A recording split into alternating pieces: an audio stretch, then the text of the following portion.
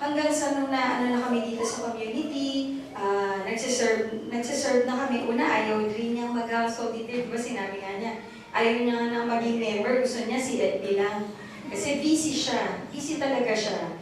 Tapos, kasi pag sumali ka pala dito sa ganitong community, yung mga dati mong ginagawa, kailangan papalitan mo. Kasi mag-occupy talaga siya ng time eh. Mag-occupy siya ng schedule mo. Tapos, pati yung rest time mo. So talagang papalitan mo lahat. 180 degrees. May mga tatanggalin ka, kasi i-replace mo na. Ano bang ginagawa mo every Saturday? Ay, doon kasi sa Philippines, ba Saturday yung CLP. Lagi kaming nandun sa in-laws ko, lagi kaming may reunion. So, kailangan matatanggal yun dahil iibahin mo yung oras na yun dahil iukol mo yun para sa community. So, ayun na nga nangyari, unti-unti, para kang chini-chisel, diba, yung tinatanggal yung mga hindi dapat para sa'yo. Tapos, hanggang sa nung naano na kami mag-serve, hindi rin matatanggal na wounded ka din, di ba? Pero, ang dami naming wounds, ang daming pains. Nung una nga kaming sumali, namatay yung brother ko. Tapos itong recently, namatay yung father ko. Pero, ganun pa rin, nagsiserve ka pa rin. Bakit? Lahat naman tayo wounded eh. In any other way, iba-iba ang pain natin. May sakit, namatayan, financial, lahat ng klaseng sufferings. Dahil, whether you're in a community or not, you will experience that. Pero, ang malaking blessing doon, kahit na wounded ka, you are being used by God to be a healer to others.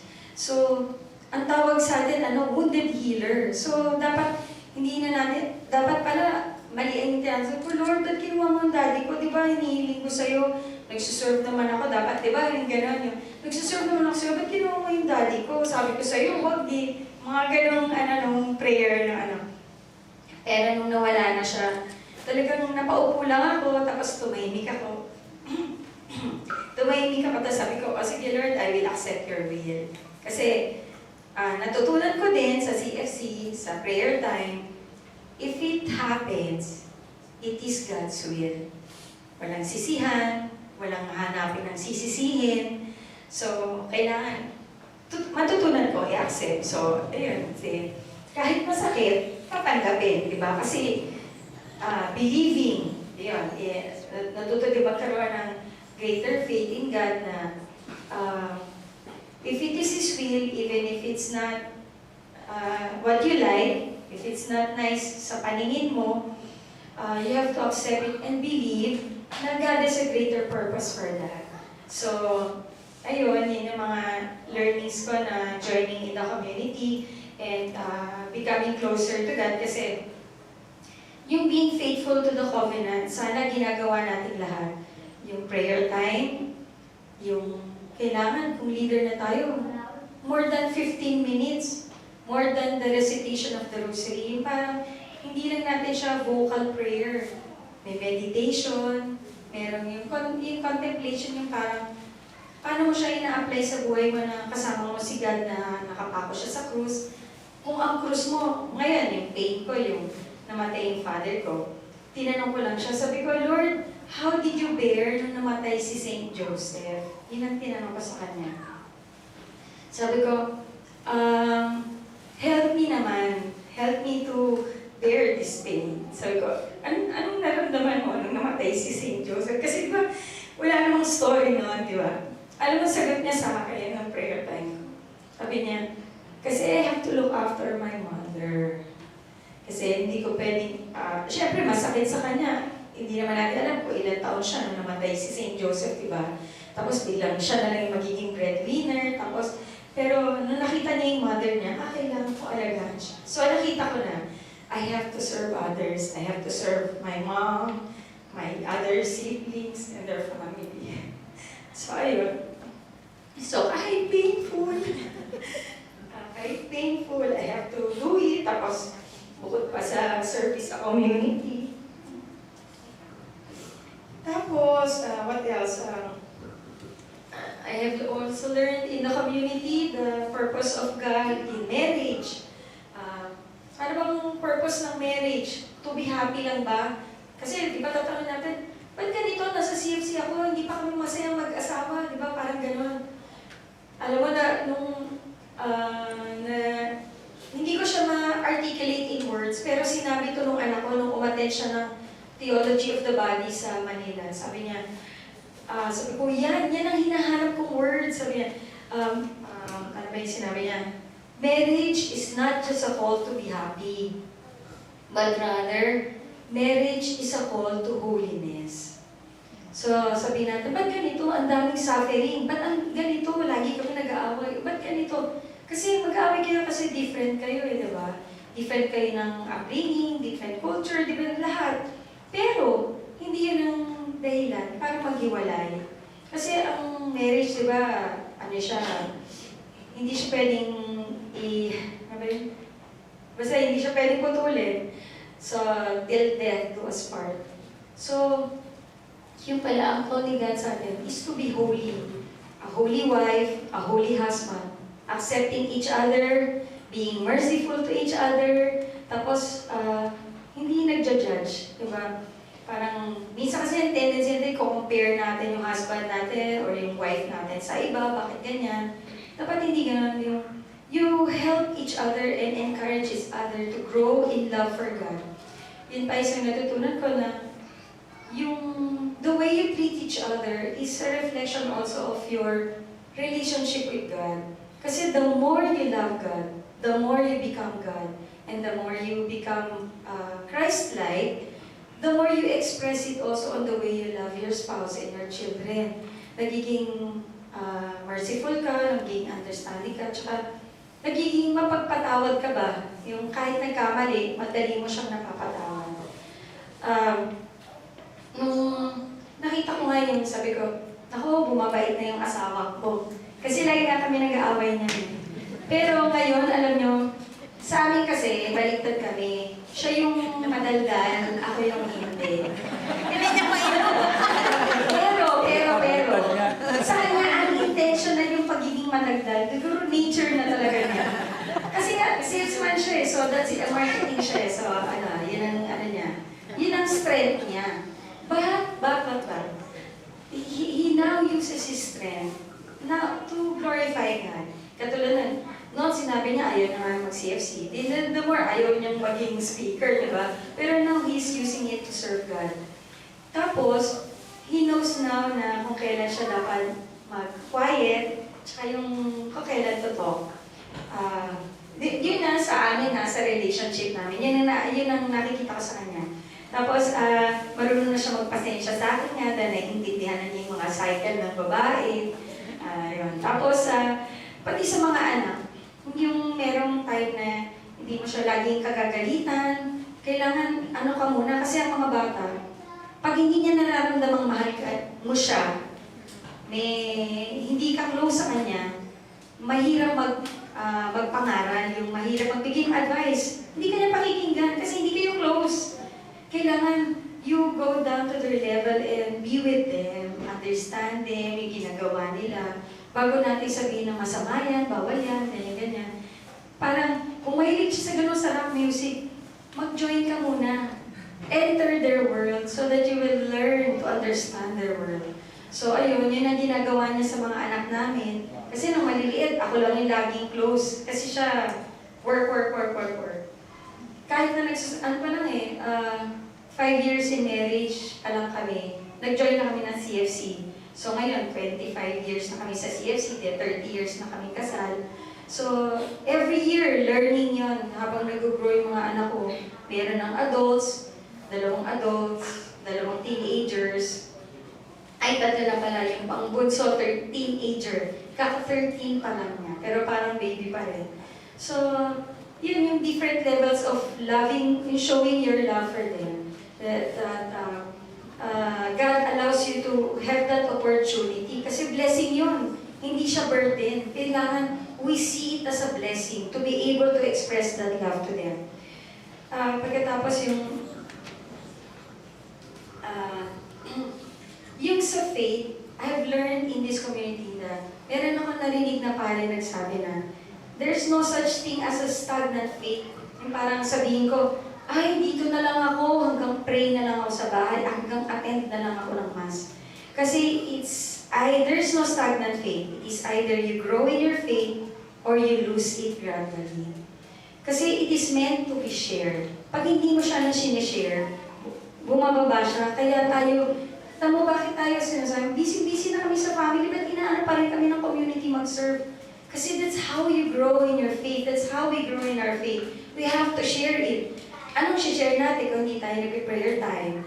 Kung hindi tayo nag-scripture reading time, wala tayong masya-share. So kailangan we have to nurture our relationship with God through prayer and scripture reading. Tapos yung, it's also just like love, yung faith, we can't keep it to ourselves. It must be shared. Love is not love until it is given away and it is shared to others. Tapos lastly, yung sa service natin, we only have to do our service with love. Yung extraordinary lang. Yung kahit saan ba tayo nagpupunta, parang kahit na ang nakaka-interact or nakaka-meet natin yung mga Japanese or international community in Japan, they see Christ in us. Yung parang ganun. Kanina lang, nung nasa CR, di ba, unintentional lang sa akin, there's an old Japanese lady behind me. So, nung naglalakad siya, pinauna ko siya.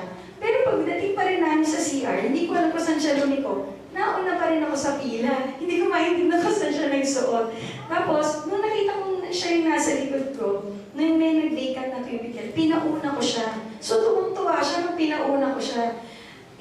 Parang sa akin, natural lang yun sa atin sa Pilipinas kasi senior siya eh. Di ba senior pinapauna natin? So pero paglabas niya, may sinasabi siya sa akin ng Japanese, parang yung mga Chinese pag nasa China ako, na natutuwa sila, kinakausap ako yung Chinese. Kanina, kinakausap na naman ako yung Japanese. Tinanong kasi sister, sabi ko, ano sabi daw niya? Sabi niya, ano sabi niya? Ayaw, tinanong kami kung taga saan. Ayaw, tapos sabi na, sinagot niya sa Philippines. So sabi niya, masayang-masaya daw siya doon sa ginawa namin. So in-interpret niya sa akin, hindi ko naiintindihan eh. Parang speaking in tongues siya, tapos meron na kami interpret in tongues. So yung ganun ba? So, your presence here in Japan should show that your love for God, it has to be manifested not only to our Filipino brothers and sisters, but also to our Japanese. Kasi pag ang tingin mo talaga sa sarili mo, anak ka ni God, I am a beloved child of God. Di ba yun ang ng faith natin? I am a beloved child of God. If we truly believe that from our hearts, then we will see others as children of God. It will not be difficult for us to see na kahit na kasi yung father ko, parang na-misdiagnose siya ng mga doktor sa Makati. Kasi 2 years ago nakita na may bukol na siya. Sinabi, TB lang. So ganun lang. So, akala namin, TB lang siya, hindi naman siya gumaling kasi hindi rin benign daw. Yung pala, cancer siya, so too late na siya. Kaya 2 years lang ang tinagal niya. So, pero, hindi ko na siya, nung una parang gusto ko magaling na sa doktor, pero sabi ko, nung nasa ospital pala ako nung kamamatay ng father ko, sinasabi ko talaga verbally sa sarili ko, I have to forgive doctor, ganyan.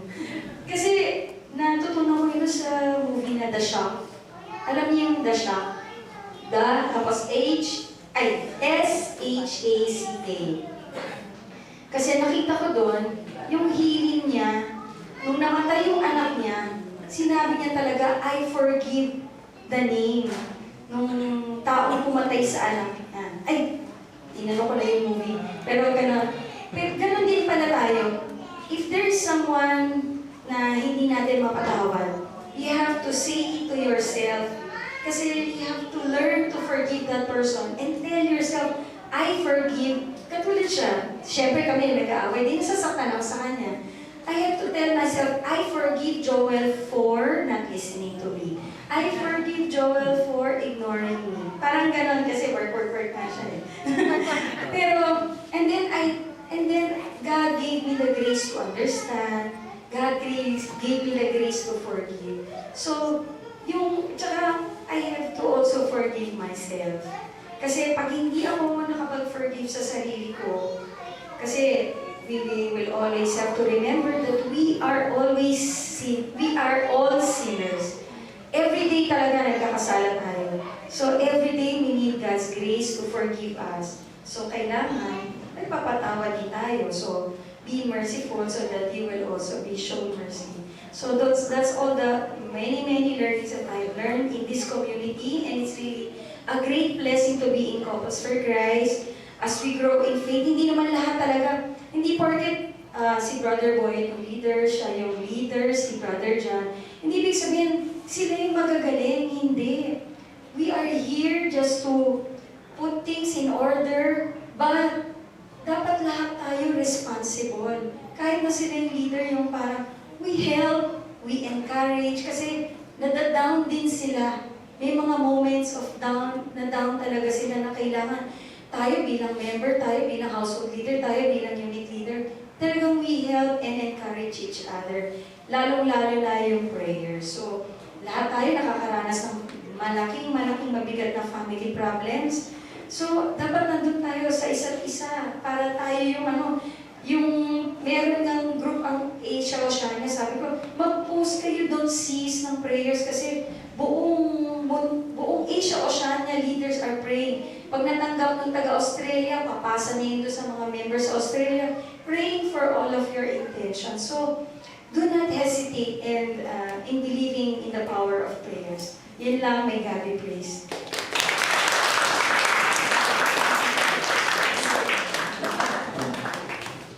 Ganda niya.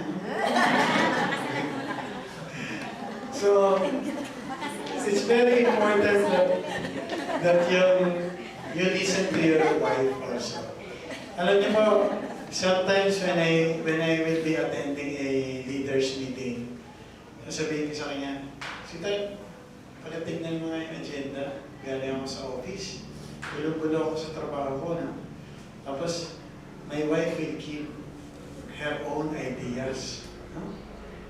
Tapos, pagdating ko na sa meeting, I will be asked of my idea. Minsan, nasasabi ko lahat ng sinabi ni Erica. Tapos pagkatapos ng meeting, sabi ko kay Erica, narinig mo ba yung mga sinabi ko? Galing sa yan. No? So, iba lang mag-isip ang babae sa lalaki. So, it's reaction, no? Pero, it's very important for a leader to see all those ideas, process it, and then ask the Lord, Lord, what is your will? No? Pero, siyempre, yung asawa mo mahilig magdasal, no? Malapit kay Lord. Minsan, sa kanya pinadadaan ni Lord yung wisdom. Amen? So, last 2 slides. Ito po, lagi ko pong sinasabi ito, to all the leaders, napuntahan ko sa country to give a one-on-one session. No? Very simple. Napaka-ikling po magbigay ng one-on-one. At sinasabi ko lagi, it takes one holy man to transform a prefect, a province, or a country. No? Even a country. I was telling the China country head. Ako po yung country coordinator. May counterpart ako. Parang si Brother Jan, no? At saka si Brother Boyet. Country coordinator, country head. So in China, I was telling the country head, si Brother Israel, no? I was telling him, bro, it takes only one holy man. Remember, si Moses led the Israelites out of Egypt, no? Against the Pharaoh. Siya lang po. One holy man. Right? So I am encouraging every leader to be holy. Correct? Kasi, if you are holy, then everything that you will be doing is in accordance to the will of God. And the will of God is perfect. No? So, if you look into our theme this year, no? Everything about being holy is there. Like in the Lord, purity, Ephesians 5:3, pure living to be children of light. No? Pag assignment nyo po yan, no? You write it down, pag uwi nyo, basahin nyo. It's all about purity. All about spirituality, Ephesians 5:15-20. Righteous living according to God's will. Orderly living, Ephesians 5:22-25. Instructions to Christian household. Nandyan po yung what should be the attitude of the wife and what should be the attitude of the husband. No? That is my favorite verses from the Bible, 5:22-25. And perseverance in Ephesians 6:10-17. Or wearing the armor of God. You know, brothers and sisters, when you go into a battle, do you believe that we are in a spiritual battle? Yes. No? Spiritual battle. So sometimes, always remember that you are in a spiritual battle. When you will be doing something for the Lord, no, in an activity, every morning, I have a special prayer, Auxilium Christianorum. No? I will share yung nasa app, no, yung prayer niya. Every morning, kami po mag-asawa, we will pray that. It's a prayer of protection for those who are in spiritual battle. Dinansal po yun ng mga priest. No? Auxilium Christianorum. You can look at it at the website, tapos nandun po yung prayers. It's about a 5-minute prayer of protection. No? But we should always remember that we should wear the armor of God because we are in a spiritual battle. And lastly, in God's times and ways, to everything there is a season, a time to every purpose under heaven. Ecclesiastes 3:1. So you ask yourself today, Lord, of all the people, why did you choose me to serve you in CFC Japan? Tanungin mo si Lord. No? Tingnan mo yung buhay mo. At this time, no? Bakit ako ngayon pinanganak? Ba't ako ngayon ay nakatayo rito at nagsasalita sa harap niyo? Bakit ako nakikinig ngayon sa isang speaker from the Philippines? No? Anong gusto ni Lord? No? If you will be wondering, no? This time, bakit ka nandito sa mundo ito? Pwedeng pinanganak ka ng 1940s, 1920s. Pero what is the purpose of the Lord for you to be here listening to this talk? Anong gusto pagawa sa inyo, Lord? And the sign of Jonah. Even if you want to get rid of the service, if the Lord needs you, you will never ever escape the Lord. Kung kailangan ka niya sa Japan, CFC Japan, I will tell you, no? Sinabi ko sa inyo, no, umpisa pa ng buhay ka sa CFC, sabi ko, after CLT, wala na si Joel. Hindi mo na siya makikita. No? Pero, at this time, bakit nagsiserve ako sa Asia and Oceania continent? Until now, hindi ko pa masabi yung continent ko. As a mission head. No? Hindi ko alam what the Lord wants me to do in Asia, Oceania for CFC. But I know and I believe that there is something beautiful that the Lord wants to do in my life. No? So we should be grateful. We should be thankful, no, that the Lord has called us in this community. Because we will do something noble. It is not our work, remember. Never ever all this work, because this is the work of our Lord.